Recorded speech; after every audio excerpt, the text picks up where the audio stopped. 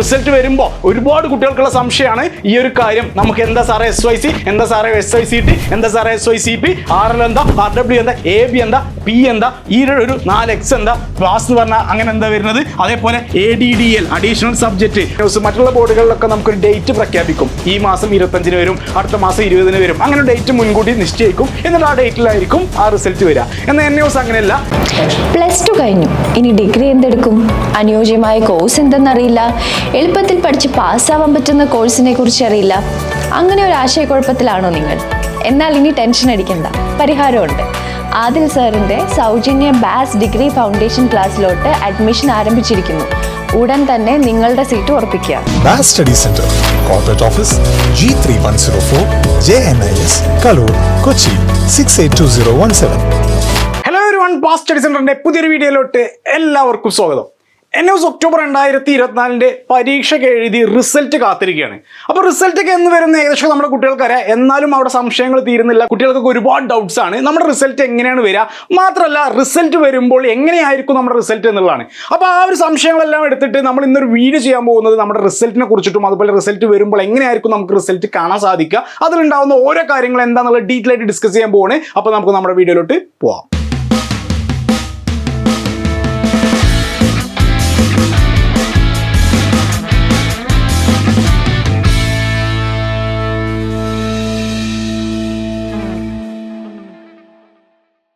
NUS October 2024 പരീക്ഷ എഴുതി result കാത്തിരിക്കുന്ന കുട്ടികളെ, റിസൾട്ട് എന്തായിക്കോട്ടെ നമ്മളെല്ലാവരും വിജയിക്കാൻ വേണ്ടിയിട്ടാണ് ഈ പരീക്ഷ എഴുതിയിട്ടുള്ളത്. സോ നമ്മളെല്ലാവരും വിജയിക്കും. സോ +2 പഠിക്കുന്ന കുട്ടികൾക്ക്, +2 പഠിച്ച് പരീക്ഷ എഴുതിയിരിക്കുന്ന എല്ലാ വിദ്യാർത്ഥികൾക്കും നമ്മുടെ ബാസിന്റെ ഫ്രീ ഫൗണ്ടേഷൻ ക്ലാസ് സ്റ്റാർട്ട് ചെയ്യുന്നുണ്ടെന്ന് കഴിഞ്ഞൊരു വീഡിയോയിൽ ഞാൻ പറഞ്ഞു. അത് പറഞ്ഞു പോയതിനു ശേഷം മക്കളെ നമ്മുടെ ഫസ്റ്റ് ബാച്ച് ഫിൽ ആയിരിക്കുകയാണ്. സോ നമ്മുടെ ഫസ്റ്റ് ബാച്ചിന്റെ രജിസ്ട്രേഷൻ കംപ്ലീറ്റ് ചെയ്തിരിക്കുകയാണ്. നമ്മുടെ സൗജന്യ ഫൗണ്ടേഷൻ ക്ലാസ്സിലോട്ടുള്ള ഫസ്റ്റ് ബാച്ച് 1000 സ്റ്റുഡൻസ് രജിസ്റ്റർ ചെയ്തിരിക്കുകയാണ്. സോ ആ കുട്ടികൾക്കുള്ള ക്ലാസ് നമുക്ക് ഈ വീക്ക് തൊട്ടാണ് സ്റ്റാർട്ട് ചെയ്യാൻ പോകുന്നത്. സോ ഈ ഒരു വീക്ക് തന്നെ നമ്മുടെ ഇൻട്രോഡക്ടറി ക്ലാസ്സുകളും അവിടെ നിന്ന് അങ്ങോട്ടുള്ള ക്ലാസ്സുകളൊക്കെ വരും. അതുപോലെ തന്നെ ഇനിയും രജിസ്ട്രേഷൻ ചെയ്യണം എന്ന് ആഗ്രഹിക്കുന്ന കുട്ടികൾക്ക് നമ്മുടെ സെക്കൻഡ് ബാച്ച് ഓപ്പൺ ചെയ്യുകയാണ്. സോ നമ്മുടെ സെക്കൻഡ് ബാച്ചിലോട്ട് നിങ്ങൾക്ക് എൻറോൾ ആവാം. സോ +2 പരീക്ഷ എഴുതിയിരിക്കുന്ന എല്ലാ കുട്ടികളും, സയൻസോ കോമേഴ്സ് ഹ്യൂമാനിറ്റീസ് ആരായിക്കോട്ടെ, നിങ്ങൾക്ക് എടുക്കേണ്ട കോഴ്സ് ഏതാണ്, അല്ലെങ്കിൽ ഇനി എങ്ങനെയാണ് മുന്നോട്ട് പോകേണ്ടത്, എടുക്കുമ്പോൾ അതിനുള്ള വാല്യൂ, ഇംഗ്ലീഷിലുള്ള പരീക്ഷയാണോ നല്ലത്, മലയാളത്തിലാണോ നല്ലത്, 3 വർഷത്തെ ഡിഗ്രി കിട്ടുമോ, അതല്ലെങ്കിൽ 4 വർഷം കൊണ്ട് എടുക്കണോ, അതല്ലെങ്കിൽ PSC പരീക്ഷയ്ക്കൊക്കെ വാലിഡ് ഉള്ളത് ഏതൊക്കെയായിരിക്കും, ഇങ്ങനെ ഒരുപാട് കൺഫ്യൂഷൻസ് ജനറലായിട്ട് നമ്മുടെ കുട്ടികൾക്ക് ഉണ്ടാവാം. അതുപോലെ തന്നെ നമുക്ക് അനുയോജ്യമായിട്ടുള്ള കോഴ്സ് ഏതാണെന്നുള്ളത്, BA ഇംഗ്ലീഷ് എടുക്കണോ, പൊളിറ്റിക്സ് എടുക്കണോ, ഹിസ്റ്ററി എടുക്കണോ, എക്കണോമിക്സ് എടുക്കണോ, സൈക്കോളജി എടുക്കണോ, അതല്ലെങ്കിൽ BBA എടുക്കണോ, BCom എടുക്കണോ, BSW എടുക്കണോ, ഇങ്ങനെയുള്ള കോഴ്സ് എടുക്കുക മാത്രമല്ല അതിൽ എന്തൊക്കെ പഠിക്കാനുണ്ടാവും, അത് എനിക്ക് പഠിക്കാൻ പറ്റുന്നതാണോ, ഇനി അങ്ങനെ പഠിച്ചു കഴിഞ്ഞാൽ എനിക്ക് കിട്ടുന്ന ജോലികൾ എന്തൊക്കെയായിരിക്കും, മാത്രമല്ല ഇതൊക്കെ എടുത്തു കഴിഞ്ഞാൽ അതിനൊക്കെ ഡിമാൻഡ് ഉണ്ടോ, ഇങ്ങനെ ഒരുപാട് കൺഫ്യൂഷൻസ് നമ്മുടെ കുട്ടികൾക്കുണ്ട്. ഇതൊന്നും ആരും പ്രോപ്പറായി പറഞ്ഞു കൊടുക്കാത്തതാണ് കുട്ടികൾ ഒരുപാട് ഡിഗ്രി ഏതെങ്കിലുമൊക്കെ പോയി ചെയ്തിട്ട് പിന്നീട് അത് വാല്യൂ ഇല്ലാത്ത ഡിഗ്രി ആയിരിക്കാം, വാല്യൂ ഇല്ലാത്ത യൂണിവേഴ്സിറ്റി ആയിരിക്കാം, ഇനി അങ്ങനെയൊക്കെ ആയി പിന്നെ കുട്ടികൾക്ക് അതൊരു ഉപകാരപ്പെടാതെ ആ ഡിഗ്രി ഒഴിവാക്കിയിട്ട് വേറൊരു മേഖലയിലോട്ട് പോവുക. സോ അങ്ങനെ ചേഞ്ചിങ് ഉള്ള ഒരു സിസ്റ്റം ഒരുപാട് കുട്ടികൾ ഡിഗ്രി മേഖലകളൊക്കെ കണ്ടത് നമുക്ക് പ്രോപ്പർ ഒരു ഗൈഡൻസ്, ഒരു കരിയർ ഗൈഡൻസും അതുപോലെ തന്നെ ഒരു ആപ്റ്റിറ്റ്യൂഡും നമുക്ക് ഇല്ലാത്തത് കൊണ്ടാണ്. സോ അതെല്ലാം നമ്മുടെ ഈ ഒരു ഫ്രീ ഫൗണ്ടേഷൻ ക്ലാസ്സിലൂടെ നമ്മൾ സെറ്റ് ചെയ്യാണ്. സോ കുട്ടികൾക്ക് ഒരു സൗജന്യ ഫൗണ്ടേഷൻ ക്ലാസ് എന്ന് പറയുന്നത്, അതിൽ തന്നെ നമ്മുടെ കരിയർ ഗൈഡൻസ്, ആപ്റ്റിറ്റ്യൂഡ് ടെസ്റ്റ് എല്ലാം നമ്മളിതിൽ ഇൻക്ലൂഡഡ് ആണ്. സോ നിങ്ങൾക്ക് വേണ്ട കോഴ്സ് ഏതാണോ അത് നമുക്ക് തിരഞ്ഞെടുക്കാൻ പറ്റും. സോ റിസൾട്ട് വരുമ്പോഴത്തേക്കും നമുക്ക് വേണ്ട കോഴ്സ് ഏതാണെന്നുള്ളത് നമുക്ക് അവിടെ സെറ്റ് ചെയ്യാൻ പറ്റും. അപ്പോൾ നമ്മുടെ NUS ഒക്ടോബർ 2024 കുട്ടികൾക്ക് ഏറ്റവും ഇമ്പോർട്ടൻ്റ് ആയിട്ട് നമ്മുടെ കുട്ടികൾ ചോദിക്കുന്നതാണ് റിസൾട്ട് എപ്പോഴാണ് വരിക എന്നുള്ളത്.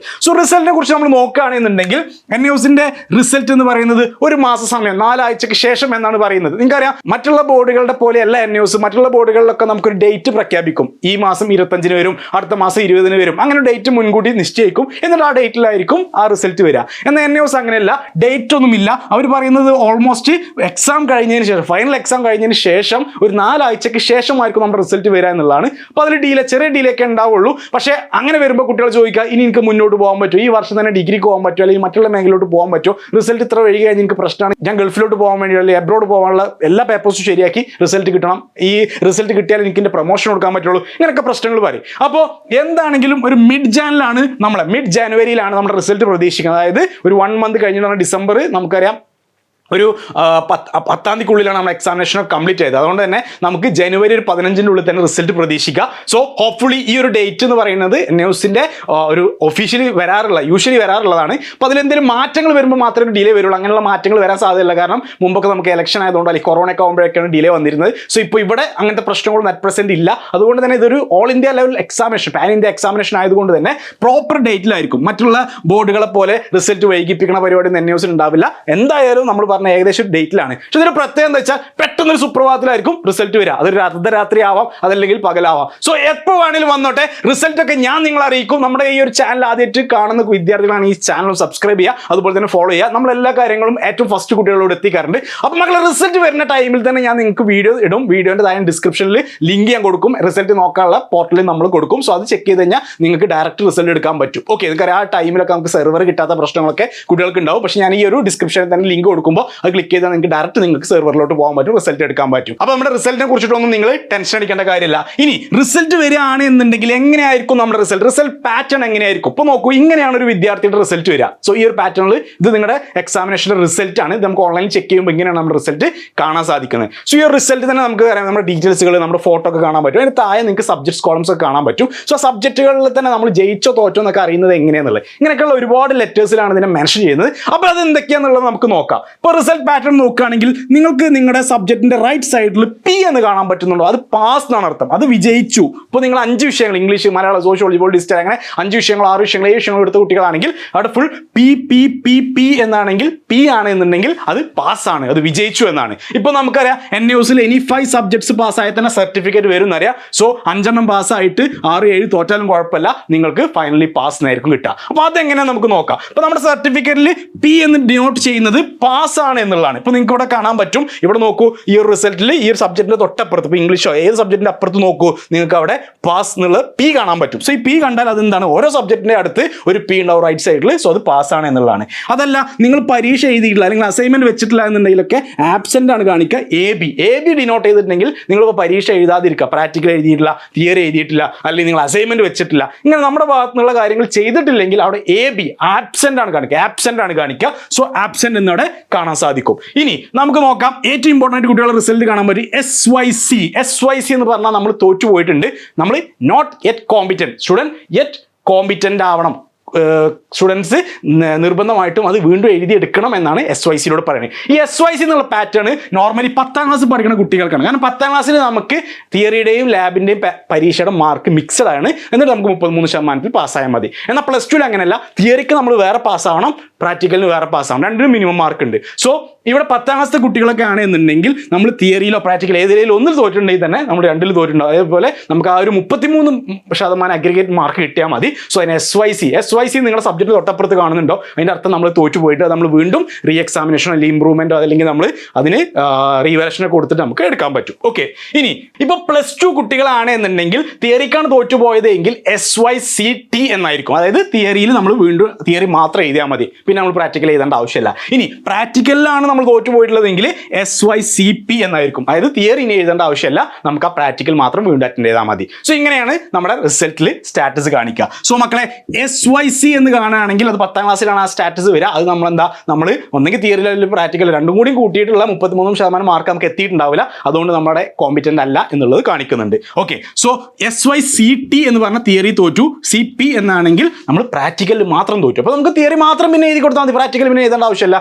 പ്രാക്ടിക്കലിൽ തോറ്റുകഴിഞ്ഞാൽ തിയറി മാത്രം നമ്മൾ പിന്നെ എഴുതിയാൽ മതി, പ്രാക്ടിക്കൽ എഴുതേണ്ട ആവശ്യമില്ല. സോ ഇങ്ങനെയാണ് നമുക്ക് കൊടുക്കുക. ഓക്കെ, SYCT SYCP ഈ ഒരു സ്റ്റാറ്റസ് മറക്കണ്ട. സോ നിങ്ങളുടെ റിസൾട്ടിൽ P എന്ന് കണ്ടാൽ പാസ്സാണ്, AB എന്ന് കണ്ടാൽ നമ്മൾ എഴുതിയിട്ടുള്ള ആബ്സെന്റ് ആണ്, SYC എന്ന് പറഞ്ഞാൽ അത് യെറ്റ് കോമ്പിറ്റന്റ്, അവിടെ നമുക്ക് വീണ്ടും നമ്മളത് എഴുതേണ്ടി വരും. അതേപോലെ SYCT എന്നാണെങ്കിൽ തിയറിയിൽ നമ്മൾ തോറ്റുപോയി, SYCP ആണെങ്കിൽ പ്രാക്ടിക്കലിൽ തോറ്റുപോയി. അപ്പോൾ നമ്മൾ പ്രാക്ടിക്കൽ വീണ്ടും എഴുതണം, തിയറി തോറ്റാൽ തിയറി വീണ്ടും എഴുതണം, അങ്ങനെയാണ് വരിക. ഓക്കെ, ഇനി നമുക്ക് റിസൾട്ട് തന്നെ റിസൾട്ട് ലേറ്റർ എന്നുള്ള RL എന്നുള്ളൊരു സ്റ്റാറ്റസ് RL കാണാം. അതേപോലെ RW എന്ന് കാണാം, റിസൾട്ട് വിത്ത് ഹെൽഡ് എന്നുള്ളത്. സോ ഈ 2 സ്റ്റാറ്റസുള്ള കുട്ടികളാണെങ്കിൽ ടെൻഷൻ അടിക്കേണ്ട ആവശ്യമില്ല. റിസൾട്ട് നമുക്ക് ഒരു 1 വീക്ക് കഴിഞ്ഞിട്ട് നമുക്ക് റിസൾട്ട് അവിടെ കാണാൻ സാധിക്കും. അത് അപ്ഡേറ്റ് ആയി വരും. നമുക്ക് എന്തെങ്കിലും ടെക്നിക്കൽ ഇഷ്യൂ ഒക്കെ ആ റിസൾട്ടുമായി ബന്ധപ്പെട്ട് നമുക്ക് എന്തെങ്കിലുമൊക്കെ ചെക്കിംഗ് ഇഷ്യൂസ് ഒക്കെ ഉണ്ടെങ്കിലാണ് RL RW സ്റ്റാറ്റസ് വരും, അത് അപ്ഡേറ്റ് ആയി വരും, നോ പ്രോബ്ലം. ഓക്കെ, അതേപോലെ തന്നെ നമ്മൾ എന്തെങ്കിലും കോപ്പി അടിക്കുക, അങ്ങനെ നമ്മൾ എന്തെങ്കിലും അങ്ങനത്തെ ഒരു അൺഫെയർ ആയിട്ടുള്ള എന്തെങ്കിലും കാര്യങ്ങളുണ്ടെങ്കിൽ അതിന് വേണ്ടിയിട്ടും അത് ഹോൾഡ് ചെയ്ത് വെക്കും. ഓക്കെ, അങ്ങനെ നമ്മൾ കോപ്പി അടിച്ചതൊക്കെ ഒരു ഇഷ്യൂ ആയിട്ട് നമ്മളത് അവർ ചെക്ക് ചെയ്ത് നമ്മൾ എക്സാം എഴുതുന്നതിലൊക്കെ കോപ്പിയൊക്കെ കണ്ടുപിടിച്ചിട്ടുണ്ട് എന്നുണ്ടെങ്കിൽ തീർച്ചയായിട്ടും പിന്നെ UFM എന്നുള്ള ഒരു കേസിലോട്ടാണ് നമ്മൾ പോകുക. അൺഫെയർ മീൻ കേസ് എന്നുള്ളൊരു സെക്ഷൻ. സോ UFM ലെറ്റർ നമ്മൾ ഡ്രാഫ്റ്റ് ചെയ്യേണ്ടി വരും. അത് കഴിഞ്ഞാലാണ് നമുക്ക് ആ റിസൾട്ട് കിട്ടുക. സോ നമ്മുടെ റിസൾട്ട് അവിടെ ഹോൾഡ് ചെയ്ത് വെക്കും. ഇനി നമ്മൾ നോക്കുകയാണെന്നുണ്ടെങ്കിൽ ഇപ്പം നമ്മൾ പറഞ്ഞു 5 വിഷയങ്ങൾക്കാണ് നമ്മൾ പാസ്സാവേണ്ടത്. സോ നിങ്ങളെടുത്ത 5 വിഷയങ്ങൾക്കും PPP എന്നുള്ള ഈ ഒരു 3, 4, 5 സ്റ്റാറ്റസ് ആണെങ്കിൽ ഫൈനലി നമ്മുടെ റിസൾട്ടിന് താഴെ പാസ് എന്നുണ്ടാവും. സോ അതാണിത്. ഈ ഒരു പാസ് നിങ്ങൾ സർട്ടിഫിക്കറ്റിന്റെ താഴെ കാണുന്നുണ്ടെങ്കിൽ you are eligible for higher studies. Okay, so ഈ ഒരു 5P ഉള്ളത് നമ്മൾ 4 മാത്രം P അല്ലെങ്കിൽ 1 SYC ആണെങ്കിൽ നമ്മൾ ജയിച്ചിട്ടില്ല. കാരണം നമുക്ക് മിനിമം 5 പാസ്സാവണം. 5P വേണം. 5ന് മുകളിൽ നമുക്ക് 2 7 വരെ ഉള്ളതിൽ SYC വന്നാലും കുഴപ്പമില്ല. മിനിമം 5 പാസ് ഉണ്ടെങ്കിലാണ് നമ്മുടെ സർട്ടിഫിക്കറ്റ് കിട്ടുക, നമുക്ക് പാസ് ആവുക. സോ അവിടെ നമുക്ക് പാസ് എന്നുള്ളത് കാണാൻ പറ്റും. ഇനി നമുക്ക് 5 ഇല്ല, നമ്മൾ 4 വെച്ചിട്ടുള്ള 1 SYCT ആണ് എന്നുണ്ടെങ്കിൽ നമുക്ക് ഈ 4 വെച്ച് ഹയർ സ്റ്റഡീസിന് പോകാൻ പറ്റില്ല. അപ്പോൾ നമ്മുടെ റിസൾട്ട് ഇങ്ങനെയായിരിക്കും XXXX, അതായത് ഫെയിൽഡ് ആണെന്നുള്ളത് XXX എന്നുള്ളതായിരിക്കും മാർക്ക് ചെയ്യുന്നുണ്ടാവുക. ഓക്കെ, സോ 5 വിഷയങ്ങൾക്ക് P വന്നാലാണ് നമുക്ക് ഫൈനൽ റിസൾട്ട് പാസ് എന്ന് കാണാൻ പറ്റുക. ഫൈനൽ റിസൾട്ട് പാസ് എന്ന് വന്നാൽ 10ാം ക്ലാസ്സിലെ കുട്ടികൾ +2 എലിജിബിൾ ആണ്, +2 കുട്ടികൾ ഹയർ സ്റ്റഡീസിന് എലിജിബിൾ ആണ്. നമ്മൾ +2 പാസ്സായി 10ാം ക്ലാസ് പാസ്സായി എന്നുള്ളത് ഇതിലൂടെയാണ് കാണിക്കുന്നത്. ഇനി അതല്ല, ഇങ്ങനത്തെ ഒരു സ്റ്റാറ്റസ് XXX ആയിട്ടുള്ള ഒരു സ്റ്റാറ്റസ് ആണ് വരുന്നതെങ്കിൽ നമ്മൾ പാസ് ആയിട്ടില്ല, നമുക്കവിടെ വീണ്ടും എഴുതിയെടുക്കേണ്ടതായിട്ടുണ്ട് എന്നുള്ളതാണ് വരുന്നത്. ഓക്കെ, അപ്പോൾ ഇതൊന്നും കണ്ട് ടെൻഷൻ അടിക്കേണ്ട ആവശ്യമൊന്നുമില്ല. ഇങ്ങനെ വരുമ്പോൾ റിസൾട്ട് വരുമ്പോൾ ഒരുപാട് കുട്ടികൾക്കുള്ള സംശയമാണ് ഈ ഒരു കാര്യം. നമുക്ക് എന്താ സാറേ SYC, എന്താ സാറേ SYCT, എന്താ സാറേ SYCP, RL എന്താ, RW എന്താ, AB എന്താ, P എന്താ, ഈ ഒരു 4X എന്താ, പാസ് എന്ന് പറഞ്ഞാൽ അങ്ങനെ എന്താ വരുന്നത്. അതേപോലെ ADDL അഡീഷണൽ സബ്ജക്റ്റ്, അതേപോലെ IMPR ഇംപ്രൂവ്മെന്റ്, TMA ട്യൂട്ടർ മാർക്കാസ്, ഇതൊക്കെ എന്താണെന്ന് ചോദിക്കും. സോ അത് ഒഴിവാക്കാനാണ്. അതേപോലെ NC ഉണ്ടാവും, നോട്ട് കമ്പ്യൂട്ടബിൾ, അത് കമ്പ്യൂട്ട് ചെയ്തിട്ടില്ല എന്നുള്ള MC, ഇങ്ങനത്തെ സംഭവങ്ങളൊക്കെ നമുക്ക് കാണാൻ പറ്റും. സോ റിസൾട്ട് വരുന്ന സമയത്ത് ഇങ്ങനെയായിരിക്കും നമ്മുടെ സ്റ്റാറ്റസ് ഉണ്ടാവുക. സോ ഇതിൽ എല്ലാം P വരികയാണെങ്കിൽ നമ്മൾ ഫൈനലി അവിടെ പാസ് എന്നായിരിക്കും നമുക്ക് ഉണ്ടാവുക. നമ്മൾ ഹയർ സ്റ്റഡീസിന് എലിജിബിൾ എല്ലാം എന്ന് പറഞ്ഞാൽ മിനിമം 5 എങ്കിലും. ഓക്കെ, സോ അതിനിടയിൽ നമുക്ക് ഇങ്ങനത്തെ സ്റ്റാറ്റസ് ഒക്കെ വരികയാണെങ്കിൽ ഞാൻ ഈ പറഞ്ഞ കാര്യങ്ങളായിരിക്കും ഉണ്ടാവുക. സോ നമുക്ക് വീണ്ടും ഓൺ ഡിമാൻഡ് എക്സാമിനേഷൻ അല്ലെങ്കിൽ നമുക്ക് അടുത്ത എക്സാമിൻ്റെ കൂടെ എഴുതിയിട്ട് അത് ക്ലിയർ ചെയ്തെടുക്കാൻ പറ്റും.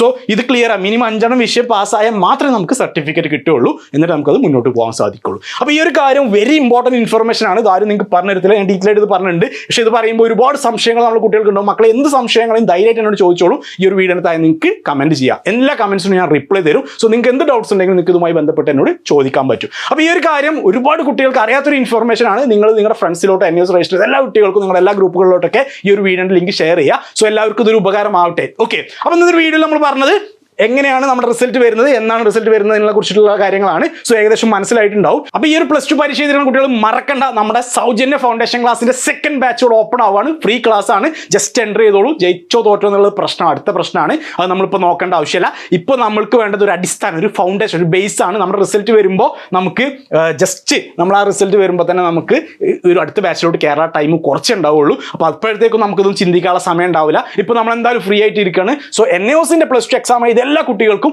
ഈ ഒരു ഫൗണ്ടേഷൻ ക്ലാസ്സിലോട്ട് ഫ്രീ ആയിട്ട് ജോയിൻ ചെയ്യാൻ പറ്റും. അപ്പോൾ ആ ഒരു ഓപ്ഷൻ എല്ലാവരും യൂട്ടിലൈസ് ചെയ്യുക. സോ 2nd ബാച്ചിലോട്ട് ആർക്കെങ്കിലും ജോയിൻ ചെയ്യാൻ താല്പര്യം ഉണ്ടെങ്കിൽ താഴെ കാണുന്ന നമ്പറോട് വിളിച്ച് നിങ്ങൾക്ക് നിങ്ങളുടെ ഫ്രീ ബുക്കിംഗ് ഇപ്പോൾ തന്നെ ചെയ്യാവുന്നതാണ്. ഓക്കെ, ഒരു വീഡിയോ എല്ലാവർക്കും യൂസ്ഫുൾ ആയിരിക്കുന്നുണ്ട്. മറ്റൊരു വീഡിയോ നമുക്ക് വീണ്ടും കാണാം. അതുവരേക്കും താങ്ക് യു.